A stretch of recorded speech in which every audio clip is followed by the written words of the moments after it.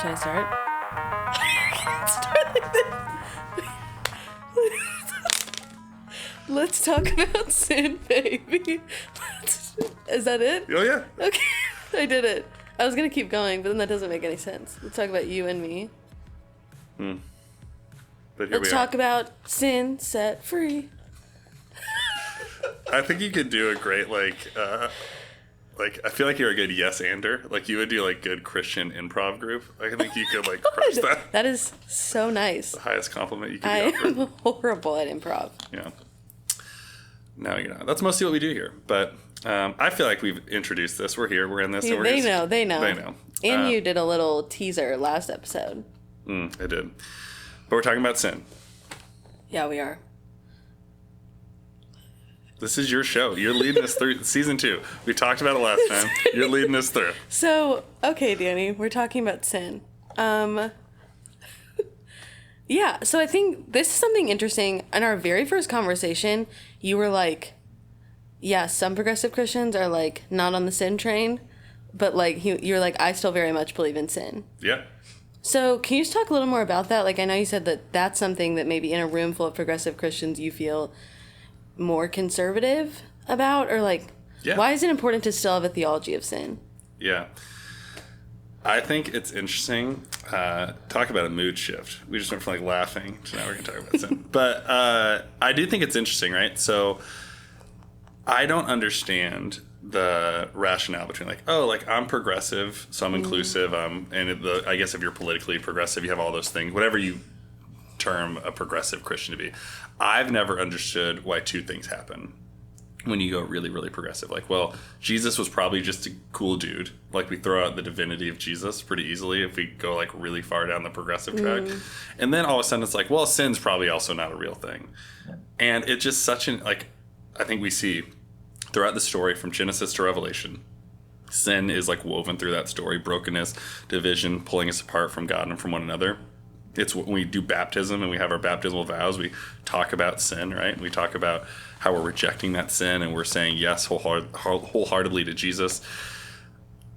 And so I've never understood, not even why people do it, because for sure I don't understand why.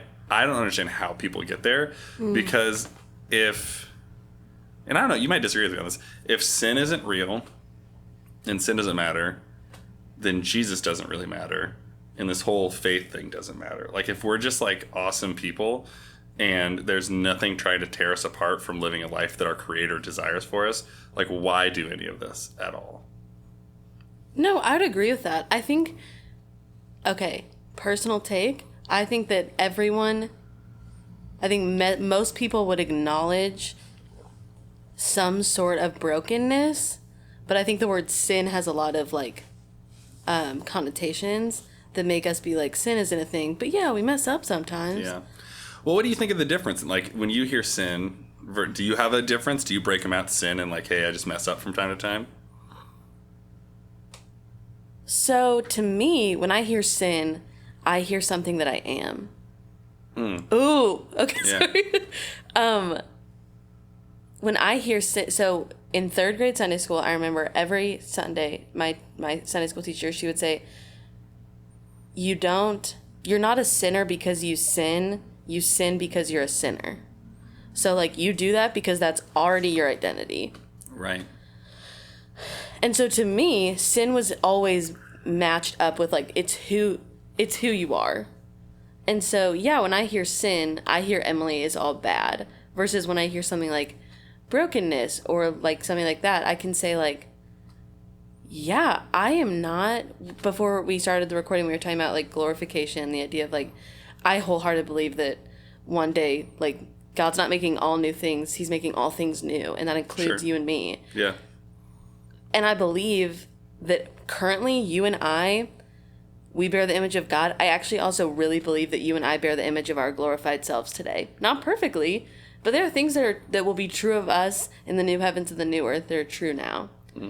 So, all that to say, when I hear brokenness, I still have space for me to glimmer the image of hope and glorification. I'm not saying that's theologically accurate, but that's where I default go. Yeah. Yeah, well, I wouldn't discount yourself on that. I think sometimes we like fall back on like what, like if it doesn't fit into a theological bucket, then or like a certain school of thought completely, then somehow it's not valid. And so I would say don't discredit yourself on that.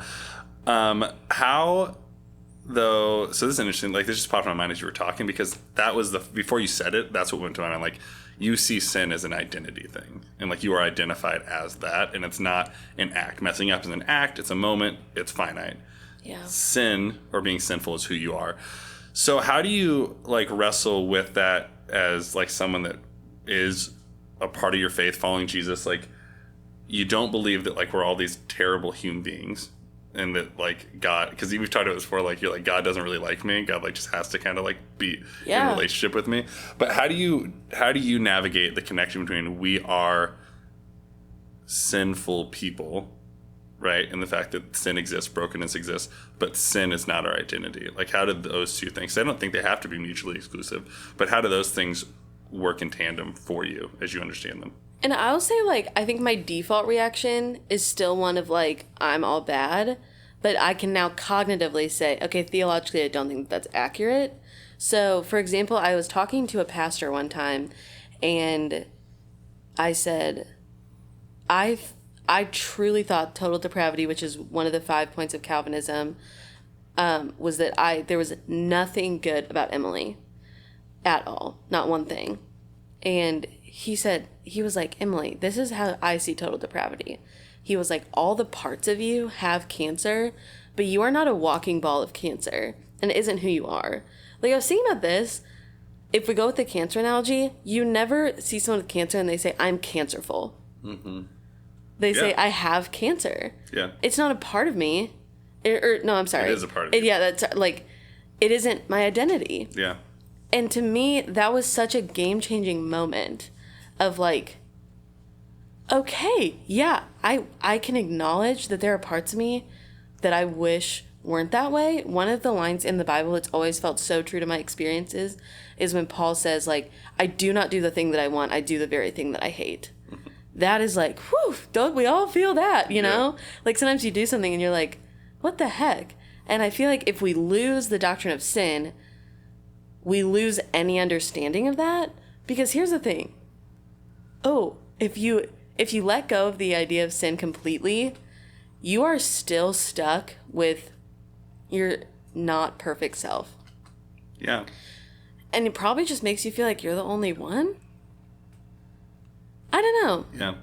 I don't know if I really answered your question. No, I think you did. And thinking, I know you're the kind of person you like to you find the metaphor and you just like to keep it going. So I want to go back just for like a moment to the cancer patient one, because I was thinking about that, like, or having cancer in identity. Like if say I had cancer and I introduced myself to you, like like you said, wouldn't say I am cancerful, but I also wouldn't lead with I'm a cancer patient, right? Like I would be like, hey, I'm a father, I'm a husband, I'm a pastor, I'm Danny, right? Like before I get to this part of me and that part of my life, like there's so much more like relationship that happens. And I think that's a thing with us and with God. Like God knows the ins and outs of who we are and everything, because God created us, and God knows me first as Danny, first as a father, as a husband, as a friend, as a pastor, all of those things.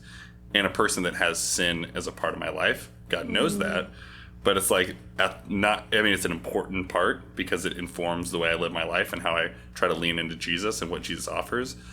But on the same side, it's like God's not like, has not put sin at the top of my power rankings as a person, right? Yeah. But I was taught growing up that the gospel won't be beautiful to you if you don't think you are horrible. Yeah. And so I was like, guess I should just focus on that. I was in 3rd grade and my teacher said, Emily, or no, she said to the class, she said, this is really scary, but you guys need to go home if you think you can handle it and ask God to show you your sin. Yeah. And I was like, 7? And I like went home and I was like, God, feel like it's going to be rough, but just show me my sin. And I just remember praying that so many times and being like, I am ready for despair. Like, I think that's part of the journey. I feel like, just as a quick aside, if you're still getting the crust cut off your sandwich, you probably should feel like good to go home and be like, I need you to explore the inner depths of your depravity. Like, that's intense. Can I get like a mug that says that? Yeah. Oh, that's Sorry, intense that though. was- yeah. So how did you, like, what were I mean, maybe like third grade's a long time ago, but like, how have you, like, what were the ripple effects at that moment? Like, both the good, maybe there were good ripple effects, or bad or neutral, but what do you see as the ripple effects from like that as you went home? Because it sounds like you went home and you prayed that prayer. Heck yeah, every day. And then I remember going up to my teacher and being like, hey, I asked God and he showed me. And she was like, whew, I bet that was rough. And I was like, yeah. I don't quite remember. It was probably like my bad attitude and not cleaning my room. But even that has been interesting because like in such a young age, I was so attuned to like everything that I felt like I was doing wrong. And when I started, my therapist coming back in this episode, I was like, Alyssa, I was a very bad kid. And she was like, what did you do? And I was like, sometimes I had a bad attitude. Sometimes I didn't clean my room on time. And she was like, so a kid? Yeah. And I was like, oh my gosh. Like, it was a moment for me where I was like, oh, that's not, my identity is not a bad kid. Like, I was telling you this story earlier, but when I was 3, I had like gotten in trouble or something. And my mom tells a story that she walked past my room and I was on my knees. Little 3-year-old Emily I was on my knees and saying, God, please help me not be such a bad kid. That is not God, I'm sorry I did something wrong. That is God, I am something wrong. Yeah. Yeah. And that's, I mean, at 3, it's like, that's a hard, like, that came from somewhere, right? Yeah. Which is, you pay Alyssa however many dollars an hour so you guys can process where that came from. But I think that, like, I even think about my daughter, like, when she's 6 now, it's just like, but when she was around 4, 5, she, like, when something would go wrong, she would just be like, I'm nothing. And, like, it's this, like, heartbreaking thing, like, as a father to be like, you think that because you didn't clean your room, you did this thing wrong, like, you've spiraled into this, I am now, like, the lowest of the low. I have no other identity other than this mess up. I have no value. Like, that's what I hear my daughter saying in the subtext of that. Kind of what I hear you saying. And I think, like, it's heartbreaking and we think about it for young kids, but isn't that kind of what we do now with our faith anyway? Like, if you like really have a jacked up or intense understanding of sin, like, we're essentially just on our knees, like, saying, like, I am nothing, like, I'm worthless, like, my identity is this. And that's, I don't think, I'm going to speak out of 2 sides of my mouth here for a second, but I think, like, I don't think that's what God wants for us. Yeah. But I also think an awareness of our sinfulness is what God wants. And so I think about the parable of the Pharisee and the tax collector, and they, like, go into the temple. I think we maybe talked about this on this podcast before, but I know we had maybe. But, like, the tax collector is like, hey, I'm broken, I'm a sinner, here are the areas I fall short. And the Pharisee's like, I'm awesome, and I'm glad I'm not like that person. And the one person that left justified was the tax collector because he was aware of his sin. It doesn't say he didn't sin anymore. It doesn't say that he ever came back and he was like, hey, now look how awesome I am.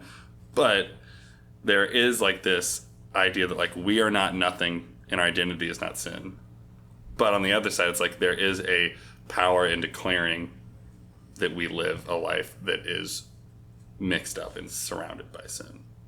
And I think, like, and I would have affirmed this even before I, like, deconstructed, but, like, ultimately that's a really loving thing, right? If Jesus didn't call out sin, that's not very kind. Like, yeah. Okay, so for example, this is kind of a tangent. I was at an open mic the other day, and we get 4 minutes max, okay? And this guy came up, it was his first time, and he was like, yes, I have 10 minutes. And I was like, yeah, so you can do 4 of those? And he was like, well, they all go together. And I was like, I don't know what to, and then I felt like a jerk, and I had this moment where I was like, it would be way more unkind of me if I was like, yeah, sign up and do your 10 minutes. Yeah. And then he would never be invited back to that club. Yeah.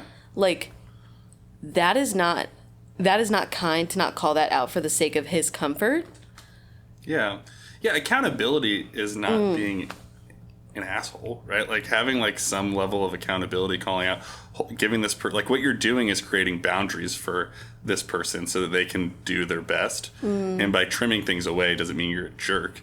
You're, like, setting him up for success, like you said, so he can continue to come back and grow and do this. Yeah, and I'm reading Lord of the Rings right now, and have you ever read it or watched the movies? For sure, watch the movies. Okay. I've never watched the movies or anything. Oh, nice. And they talk about sin as like something that just makes you like a ghost, like translucent. Mm-hmm. And I think that's interesting. Like that, to me, is a compelling view of sin that says, this is not like, this is harmful to you, which is why I'm warning you against it. Yeah. And like, I think that matters. It wouldn't be kind of Jesus to be like, you're killing it. But there's a story that keeps coming to my mind right now, a Bible story that I'm wanting to process with you. Sure. So, you know the story of the woman caught in adultery? Never heard of it. Yeah. I'll leave the jokes to you. You're the comedian.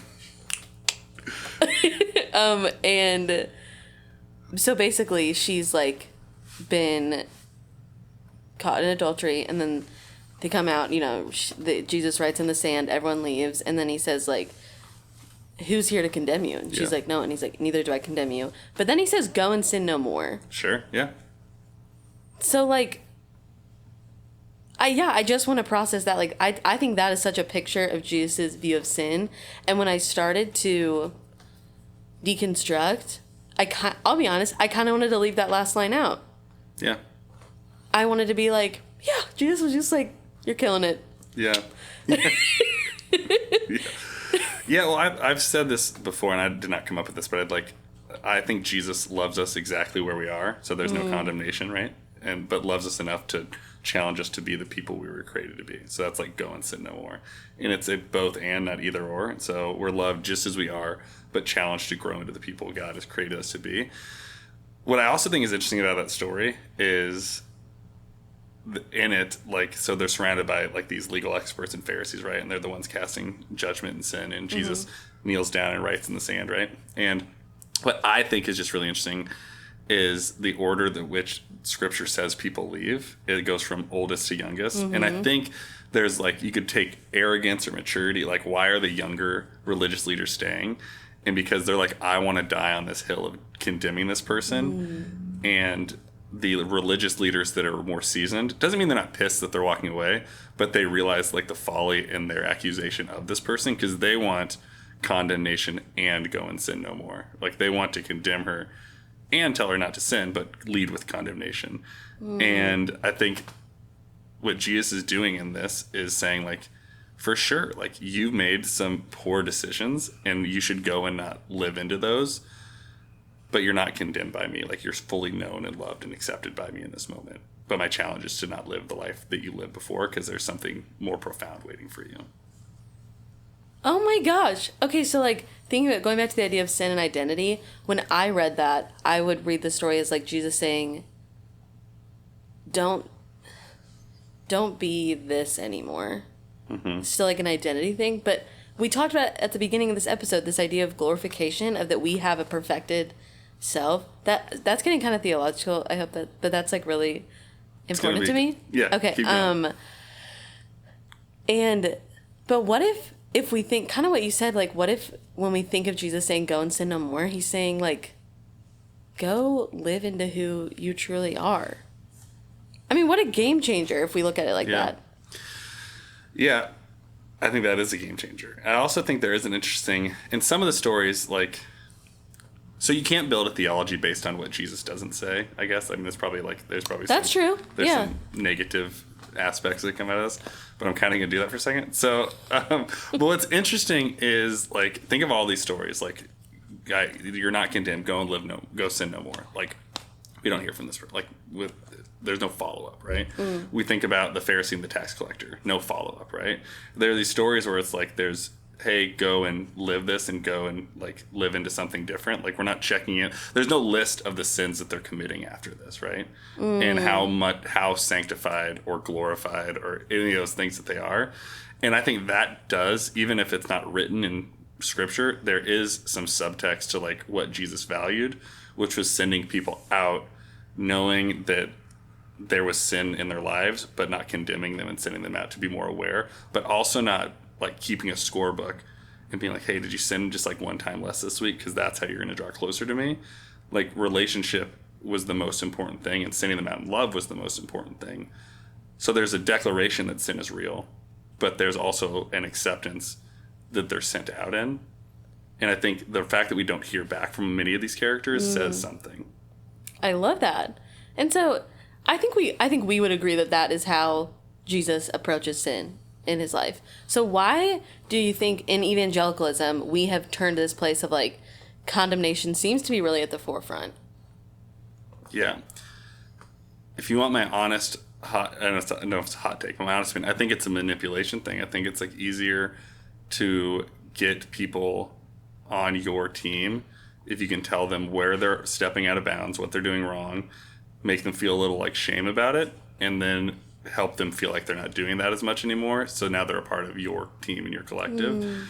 I know we talked a little bit about the Mars Hill podcast before the start, and I think that's a little bit of like what was happening there. There's some manipulation and some negativity that was happening in terms of like trying to create a us versus them, you're in, you're out, and sin was a rubric for helping people finally feel loved because they're like, oh, I'm not doing this anymore, so pastor whatever will finally love me, and this community will finally accept me. And so I think it's a little bit of a control thing that the church has created, and it was a awareness thing that God was trying to like, hey, this is a part of your life, and be aware of it and navigate it and try to reject it at every level.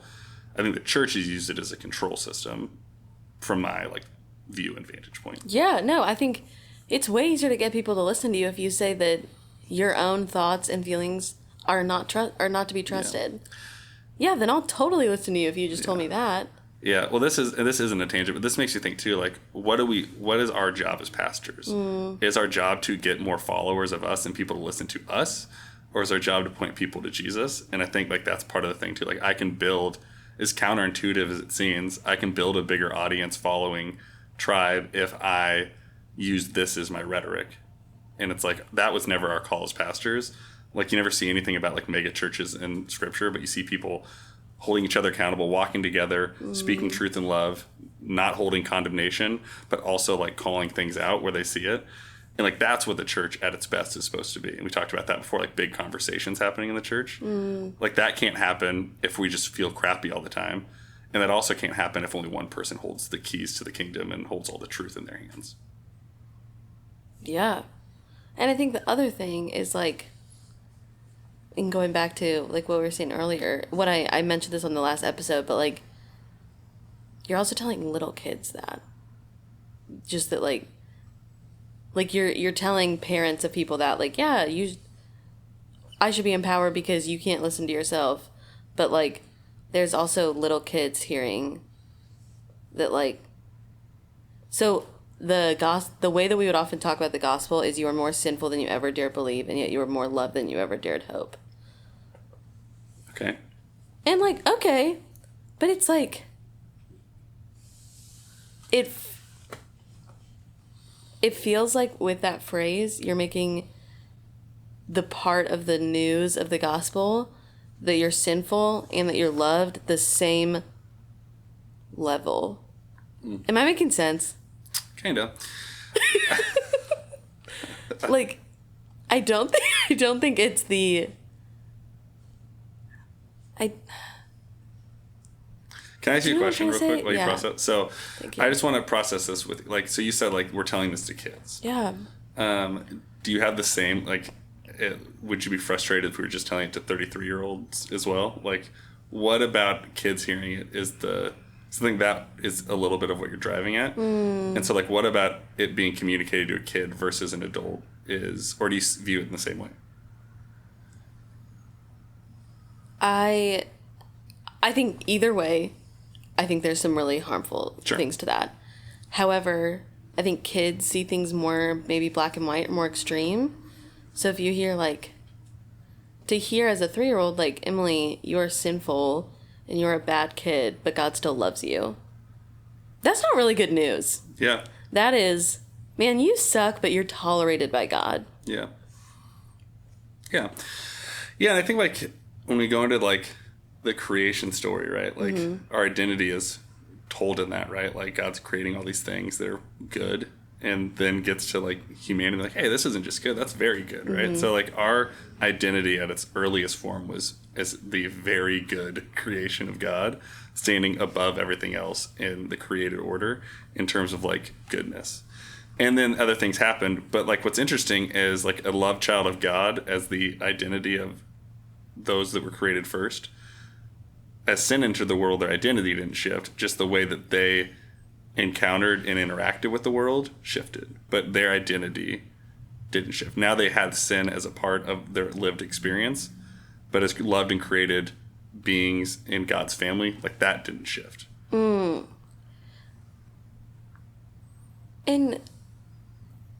like, I totally just lost my train of thought.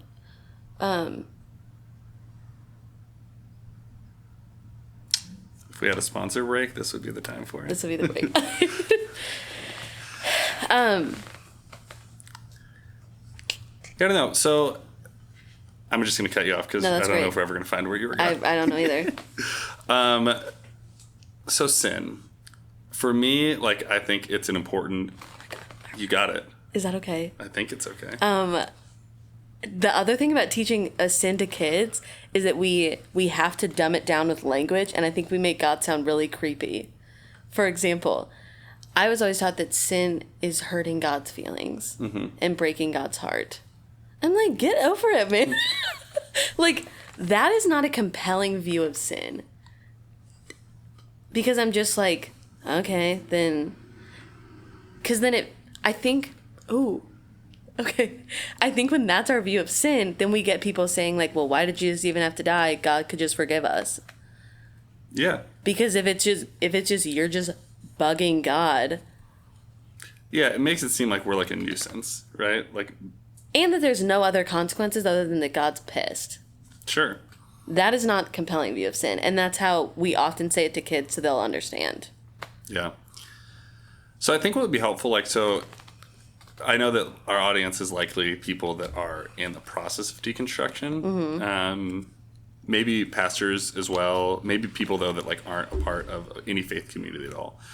And I'm a pretty physical, kinesthetic kind of learner, like, and real world examples person. And so I just think what could be interesting, like, to describe like how you see sin in the world. Like, not like, hey, I saw like someone like pounding 55 beers, you know what I mean? Like you don't have to say like I don't need that kind of thing, but like, what would you say sin looks like in our world from your perspective? Like, where do you see the impacts of sin in the world around you? Because sometimes I think, and I'll let you go, like sometimes I think we make it a theoretical thought experiment, right? Like sin is around, but then it's like, even like people that are like, well, sin still exists. If like you're on one side, maybe really progressive here, it's like it exists, but I can't really define it. But I think like we see the impacts of sin in the world. And so I just wonder, like, where do you see sin in the world around you? This is why it's good that we are doing this podcast, because I could stay theoretical forever. Yeah, and I don't need to go practical. And then you're like, so an example? And I'm just like, whatever. But I think a lot of us could do that, right? Because in some ways, as we said, being black and white's easier. Making a theory of something is a lot easier. So much easier. And and there's no responsibility. Yeah. You're just like, yeah, let's talk about it. But I think sin in the world is when people are harmed. And we see that all the time. I mean, we see that with like just different ways, like people groups are being attacked, like for being themselves, like that. That is the thing. Miroslav Volf, he wrote this book called Exclusion and Embrace, and he says it's a very like privileged suburban view to think that God is not a God of justice because you haven't needed God to be angry at anything. Yeah. And I was like, yeah, like it's easy to have a God that's just like, whatever, everything's fine, if you haven't experienced real tragedy. Like, and he talks about the people, or like the genocide in Rwanda, like those people need a God who is angry at sin and harm. Mm-hmm. And so if anything, it is a privilege that it can stay theoretical to us. Yeah. Yeah.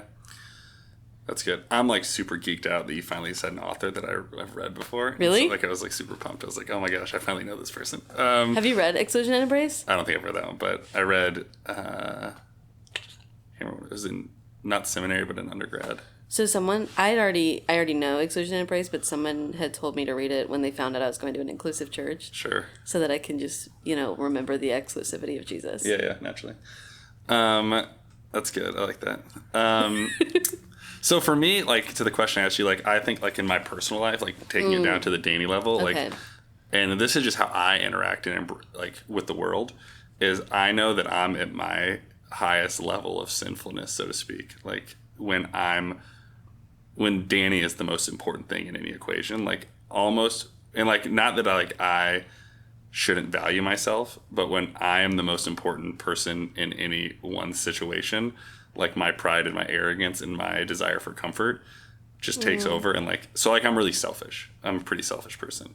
And like I see that live itself out in the way like I interact with my kids, my marriage, like the church, and like. Can I pause you? Yeah. You just made an identity claim though. About what? Being selfish? Yeah. Oh, but I am selfish. Like, but how would the conversation change if you said like I have a lot of selfishness? Sure. I think that's good. Okay. I'm sorry I interrupted you. No, I think that is an interesting thing to like circle back to, because I think we talked about it again in the theoretical, like I am not sinful at the high, but that's an interesting thing to process. Like even now I go down to the lowest level of it. Like, so I see I have a proclivity to be selfish, but I am not selfish. That's a good, that's good. I felt that in my heart. Like that is a difference. Yeah. I think I wonder, and I don't know that we have time to process this all now, but I wonder like, that's an interesting thing for us to try to work out, is like, how do you shift from this is my identity to this is something I have a affinity to do? And then how do you process through letting the work of sanctification like go through that? Because I think that's like a really interesting thing to process, because if it's, and we talked about the rooms and we talked about grace. Yeah. We didn't do that on here, did we? So, but I think we talked about that, right? Like that when we go into different rooms of sanctification and we're exploring sin, it's like that's not the whole house, right? That's part of who I am. And so wondering like how, like if selfishness is one of the rooms that I have, how do I process that so that it's no longer a thing that is like gripped on me and I can release it and let that thing go? I don't know. It's interesting. And I just think that like, okay, sorry, we can be done soon, but maybe this can be a two-parter, because I feel like this has been pretty theoretical. Maybe we can do another one where it's like more practical of how we embrace that. But one more thing I want to say about sin. Okay, let's bring it back to the Garden of Eden, okay? Tree of knowledge of good and evil. The other time we hear that phrase in the Bible is in Proverbs. And it says, wisdom is the knowledge of good and evil. So, okay, how interesting is that? The tree of knowledge of good and evil is not bad. But Adam and Eve, like said, I don't care the parameters that God has put on this thing, this good thing, and I'm taking it for myself. Yeah. And they weren't ready. In a sense, they were still spiritual infants, and they weren't ready for that knowledge. Yeah. I think, like, what if we said, instead of, like, saying, I am selfish, and saying better, like, I have a proclivity for selfishness, what if you said, like, I care for myself, and sometimes I turn that dial a little bit too high. Because caring for myself is a good thing. And I think when we go to the root, like, a big Tim Keller quote is, like, sin is not, like, loving bad things, it's making good things ultimate things. And I think that's important to remember. That I think often sin is like the tree of knowledge of good and evil wasn't a bad tree. It's good. Kind of nuts. It's kind of nuts. Are you ready to be done? No, I was going to make a joke, but it wasn't going to land. So I scrapped it. But here, I do want to do a part 2 on this, because I like this. Like, and we've gone back and forth a little bit on this, and we've talked about in between, like, hey, this episode, like, we've talked maybe more theory. We were really into our stories for a couple. Like, this one, I think, was theory. And so I want to spend the next one, like, talking through, and it may not be a long conversation, but the practical implications of how, if we understand sin to be real, but it not to be our full identity, how does that manifest itself and live itself out in the day-to-day? Yeah, I love that. That'll be our part 2. Do you have any final theoretical thoughts? No theoretical thoughts, but I have a personal question that I want you... That's not a personal question, but I have a question I want you to answer. Okay. So say someone's listening and they're wrestling with sin. And not in the way that like they're wrestling with their own sin, but they're wrestling with their understanding of sin and how that informs their walk with Jesus. Either something out of our conversation or something we've left unsaid. Like, what would be your encouragement to that listener who's trying to wrestle with and understand their engagement, interaction with sin? Bonus points if you can relate it to deconstruction. So, I wrote a short story, actually, about... This is going to go somewhere. Not just a random short story. But I talked about, I was like, this idea of... I was in this space, and then I had this big bookshelf with a bunch of books on this monster that they said was in the basement. And they said it was horrible and dark and scary, and they were just books and books on the monster, and everyone said, like, you don't want to go and see that monster. But it's, like, a part of, like, your little apartment. Just go, it's a story. I'm digging it so far. And then I said... One day I finally decided to, like, go downstairs and see the monster, even though I thought that would be the scariest thing ever. Because really when I saw sin, I saw it as, like, living with myself, living with a monster. Mm-hmm. Like, that, you will never feel safe if you feel like a monster is that close to you. Yeah. And so basically in the story, I end up, like, going down the stairs, and nothing is, like, roaring or scaring me, and I go down, and instead what I see is, like, a little version of me. Like, my inner child. And in a sense, and I don't mean to say that as like, well, I was just a little kid. Like there is still consequences to sin and there is still responsibility to sin. But it was a moment for me that when I have moments where I say, oh, Emily, that was something that you did that the monster did that. In reality, in my education class, we would always say behavior is communication. I think as we wrestle with sin, instead of being like, I'm bad, what if we say like, what's the need you're expressing when you tend towards selfishness? Like, all that to say, I kind of went off the rails, but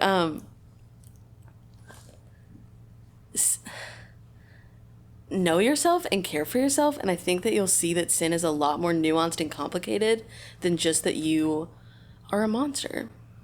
Yeah. That's good. I think that's good. That was way more concise than I think you thought it was. That was good. Oh, okay, thanks. But I think that's interesting, like, as we process with sin, that we are not the monster. Because that is not our identity. Like, it's a thing that is real.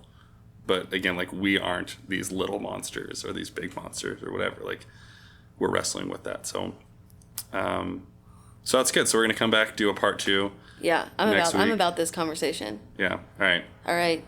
Thanks for listening, and embrace the journey.